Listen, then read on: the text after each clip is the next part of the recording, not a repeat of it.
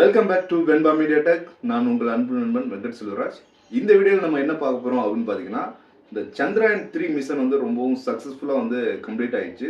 இந்த Chandrayaan-3 மிஷனில் நம்மளுடைய 3D technology எந்த அளவுக்கு ஹெல்ப்ஃபுல்லாக இருந்திருக்கு அப்படிங்கிறத நம்ம இந்த வீடியோவில் பார்க்க போகிறோம். ஸோ நீங்கள் எல்லாருமே சந்திரயான் மிஷன் வந்து லான்ச்லேருந்து அது எப்படி தர இறங்குச்சு அப்படிங்கிறத வச்சு நீங்கள் எல்லாமே வீடியோவாக டெலிகாஸ்ட் பண்ணாங்க, எல்லாமே பார்த்துருப்பீங்க. ஸோ இந்த வீடியோவில் வந்து நம்ம எல்லாத்தையும் எக்ஸ்ப்ளோர் பண்ணுவோம். வாங்க வீடியோக்குள்ள போகலாம்.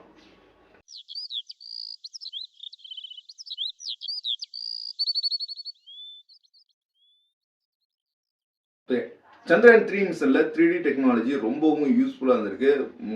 முக்கியமாக சொல்லணும்னா இந்த Chandrayaan-3 அந்த லேண்டரை நிலவுல இறக்குனதுல ரொம்பவும் முக்கியமாக பங்கேற்றிருக்கு இந்த 3D தொழில்நுட்பம்.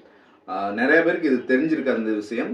ஸோ இது ஏன் இந்த வீடியோ அப்படின்னா, நார்மலாக நிறைய பீப்புள்ஸ் வந்து அனிமேஷன் 3D டெக்னாலஜி அப்படின்னாவே படம், வீடியோ கேம் இதை தவிர வேற எதுவுமே இல்லை அப்படின்னு நினச்சிட்டு இருக்கீங்க. ஸோ அப்படிலாம் கிடையாது. அப்படிங்கிறதுக்கு உங்களுக்கு எக்ஸ்பிளைன் பண்ணுறதுக்காண்டி தான் இந்த வீடியோ ஃபுல்லாக பாருங்கள். ஃபுல்லாக பார்த்துட்டு யாரெல்லாம் இதில் நாலேஜ் இல்லாமல் இருக்காங்களோ அவங்களுக்குலாம் இந்த வீடியோவை ஷேர் பண்ணுங்கள். இந்த Chandrayaan-3 மிஷனில் நீங்கள் வந்து லான்ச்லேருந்து நம்ம ஸ்டார்ட் பண்ணுவோம். இந்த லான்ச் நீங்கள் வந்து பார்த்துருப்பீங்க. ஸோ லான்ச் பார்க்கும்போது எல்லாமே லைவ் டெலிகாஸ்ட் பண்ணாங்க.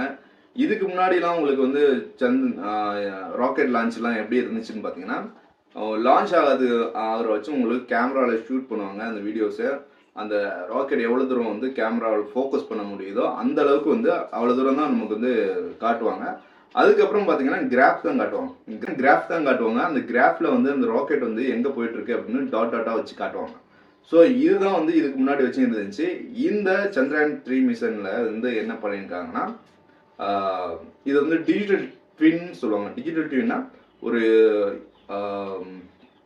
உண்மையாக இருக்க ஒரு ஆப்ஜெக்டோட டிஜிட்டல் காப்பி தான் வந்து இந்த டிஜிட்டல் ட்வின். இந்த டிஜிட்டல் காப்பி வந்து நாட் ஓன்லி இந்த விஷுவல் ரெப்ரசன்டேட்டிவ் மட்டும் இல்லாமல் அங்கே என்ன ஃபங்க்ஷனாலிட்டி இருக்கோ அது எல்லாமே இந்த டிஜிட்டல் காப்பிலையும் ஃபங்க்ஷனாலிட்டி கொடுக்க முடியும். அந்த ஒரிஜினல்லேருந்து வர சென்சார்லேருந்து உள்ள டேட்டாவை இங்கே வந்து ஃபீட் பண்ணி நம்ம அது என்ன செய்யுதோ அதையே நம்ம வந்து விஷுவலாகவும் செய்ய வைக்கலாம். ஸோ இதுக்கு பேர் தான் டிஜிட்டல் ட்வின் டெக்னாலஜி அப்படின்னு சொல்லுவாங்க. இதை வந்து நீங்கள் வந்து அன்ரியல், அப்புறம் வந்து யூனிட்டி 3D இந்த மாதிரி சாஃப்ட்வேர்ஸ் கொண்டு நம்ம வந்து அது வந்து கிரியேட் பண்ணிக்கலாம். ஸோ இது வந்து மெயினான ஒரு டெக்னாலஜி Chandrayaan-3 மிஷனில். ஏன்னா வந்து நீங்கள் லான்ச் பண்ணும்போது பார்த்தீங்கன்னா உங்களுக்கு வந்து ஒரு குறிப்பிட்ட தூரம் வந்து வீடியோவில் காட்டினாங்க கேமராவில் எடுத்து. அதுக்கப்புறம் பார்த்தீங்கன்னா எல்லாமே உங்களுக்கு 3Dயில் அந்த ராக்கெட் வந்து மூவ் ஆகிட்டே இருந்துச்சு. உங்களுக்கு அந்த 3Dயில் வந்து ஒவ்வொரு ஸ்டேஜும் அது கலர்றதுமே உங்களுக்கு 3Dயில் உங்களுக்கு அது வந்து காட்டியிருந்தாங்க.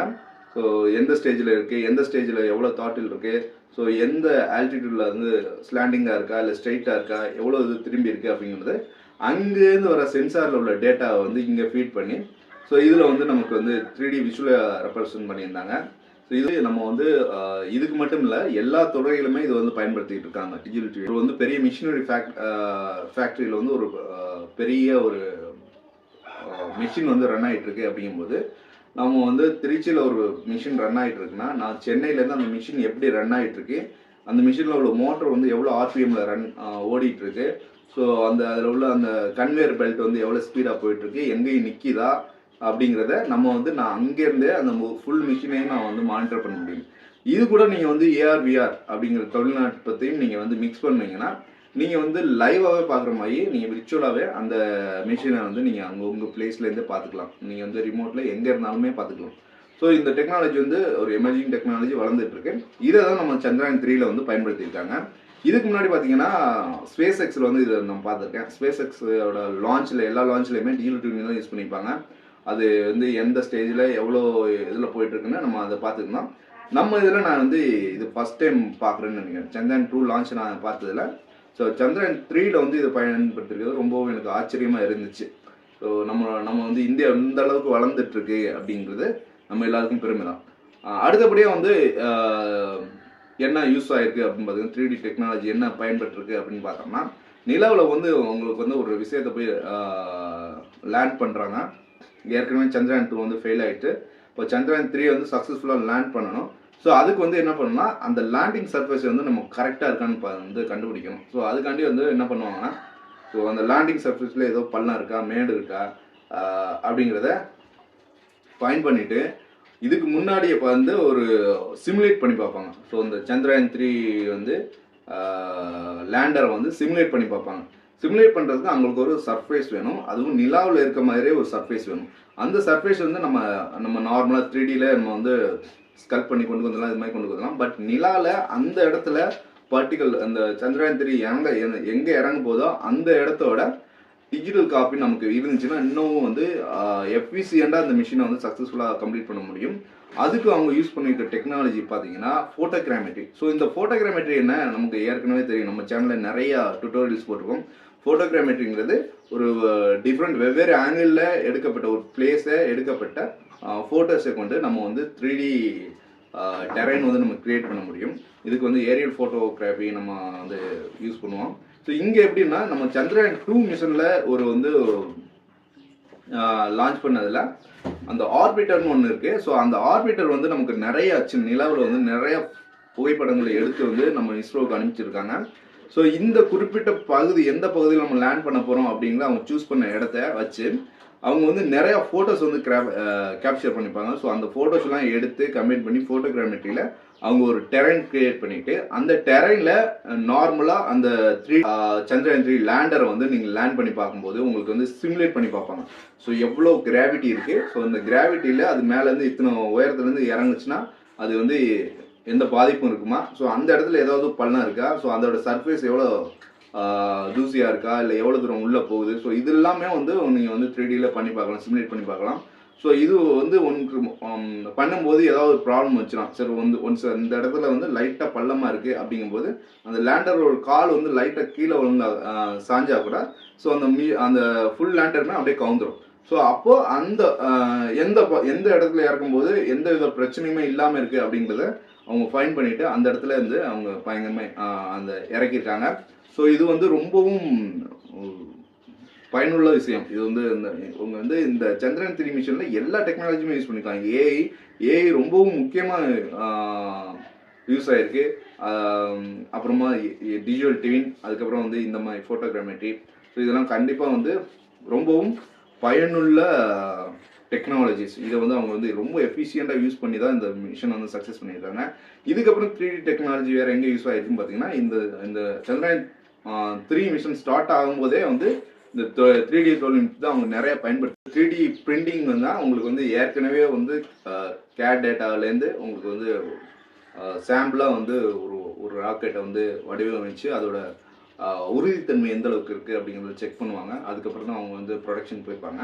அது மட்டும் இல்லாமல் நிறைய காமனுமே 3Dயில் பிரிண்ட் பண்ண காமன்ஸ்மே யூஸ் பண்ணியிருக்காங்க. ஏன்னா உங்களுக்கு வந்து 3Dயில் பிரிண்ட் பண்ணும்போது உங்களுக்கு அந்த உறுதித்தன்மை கிடைக்கும், அதே நேரத்தில் லைட் வெயிட்டாகவும் கிடைக்கும்.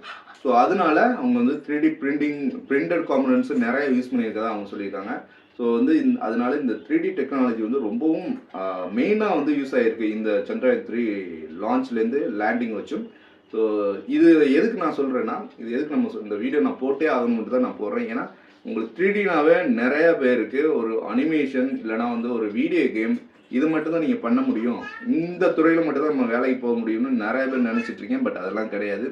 தொழில்நுட்ப ரீதியாக நம்ம நிறைய வளர்ந்துட்டு இருக்கோம். ஸோ அதையும் அப்டேட் பண்ணிக்கங்க. நார்மலாக நான் 3D வந்து அனிமேஷன் படிச்சுட்டு நான் மாடலிங் கற்றுக்கிட்டேன், நான் ரிக்கிங் கற்றுக்கிட்டேன், அனிமேஷன் கற்றுக்கிட்டேன். பட் எனக்கு வேலையே கிடைக்கல அப்படின்னு நிறைய பேர் நம்மகிட்ட வந்து இன்ஸ்டாவில் வந்து புலம்புறீங்க. பட் நீங்கள் வந்து உங்களுக்கான அந்த விஷனை வந்து நீங்கள் பெருசாக பார்க்கல. நீங்கள் வந்து ஒரு குறிப்பிட்ட ஒரு இதுக்குள்ளே இருந்துட்டு நீங்கள் வந்து உங்களுக்கான வேலையை தேடும்போது உங்களுக்கு கண்டிப்பாக நீங்கள் சக்ஸஸ் பண்ண முடியாது. நிறைய துறையில் இருக்குது. அதே நேரத்தில் நீங்கள் வந்து அப்டேட்லேயே இருக்கணும். இந்த தொழில்நுட்பத்தில் நீங்கள் அப்டேட்லேயே இருக்கணும். அதனால தான் நான் சொல்கிறேன், தொழில்நுட்பம் சார்ந்த படிப்புகளை படிங்க, இதே நேரத்தில் தொழில்நுட்பம் சார்ந்த வேலைக்கு போங்க. நான் நிறைய பேருக்கு அட்வைஸ் பண்ணுறது AR/VR டெக்னாலஜி அடாப்ட் பண்ணிக்கோங்க. இந்த டிஜிட்டல் ட்ரீம்னா என்னென்னு பாருங்கள். நான் முடிஞ்சால் அதை பற்றி விரிவான ஒரு வீடியோவே போடுறேன். ஸோ அப்டேட்லேயே இருங்க. நம்ம சேனலை சப்ஸ்கிரைப் பண்ணாங்க, சப்ஸ்கிரைப் பண்ணுங்கள். முக்கியமாக இந்த 3D டெக்னாலஜினா என்ன தெரியாமல் வேஸ்ட்டு அப்படின்னு சொல்லிட்டு இருக்க உங்கள் பேரண்ட்ஸ் ஆகட்டும் இல்லை உங்கள் ஃப்ரெண்ட்ஸ் ஆகட்டும், அவங்களுக்குலாம் இந்த வீடியோ ஷேர் பண்ணுங்கள். அவங்களுக்கு ஒரு விஷன், ஒரு நாலேஜ் கிடைக்கும். ஸோ இது மட்டும் இந்த சினிமா, இந்த அனிமேஷன் மட்டும்தான் இந்த 3D தொழில்நுட்பம் இல்லை. இதை தாண்டியும் நிறைய விஷயங்கள் நிறைய இதுக்கு பயன்பட்டு இருக்கு அப்படிங்கிறத அவங்களும் தெரிஞ்சுக்கிட்டாங்கன்னா உங்களுக்கு நாளைக்கு பின்ன இதை யாரும் படிக்காதீங்க, இது போகாதீங்க, இது வேஸ்ட்னு சொல்ல மாட்டாங்க. அதேமாதிரி நீங்களும் படிச்சுட்டு வேலை இல்லாமல் இருந்தாங்கன்னா இந்த டெக்னாலஜியை நீங்கள் கற்றுக்குங்க. இதுக்கான எல்லா டுட்டோரியலுமே நம்ம சேனலில் வந்து ப்ரொவைட் பண்ணிகிட்டு இருக்கோம். கண்டிப்பாக தொடர்ந்து நல்ல நல்ல வீடியோஸ் வரும். தொடர்ந்து ஆதரவு அளிங்க. நன்றி.